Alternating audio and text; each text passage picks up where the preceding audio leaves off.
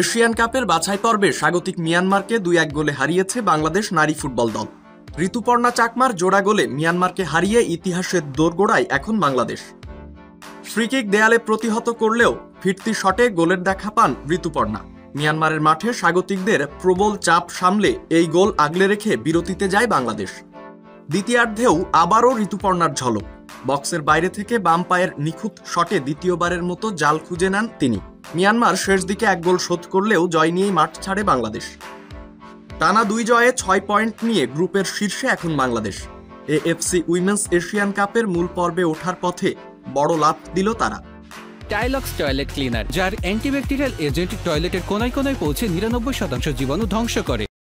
এর আগে বাহরাইনের বিপক্ষে প্রথম ম্যাচে ৭-০ গোলে জয় পায় বাংলাদেশ। এতে মিয়ানমার নেমে গেছে পয়েন্ট টেবিলের ৩-এ। র্যাঙ্কিংয়ে ৭৩ ধাপ এগিয়ে থাকা মিয়ানমারকে তাদের মাঠেই হারিয়ে আত্মবিশ্বাসী লড়াই উপহার দেয় বাংলাদেশ নারী দল। শেষ ম্যাচে তুর্কমেনিস্তানের বিপক্ষে ড্র করলেই প্রথমবারের মতো এশিয়ান কাপের মূল পর্ব নিশ্চিত বাংলাদেশ নারী ফুটবল দলে।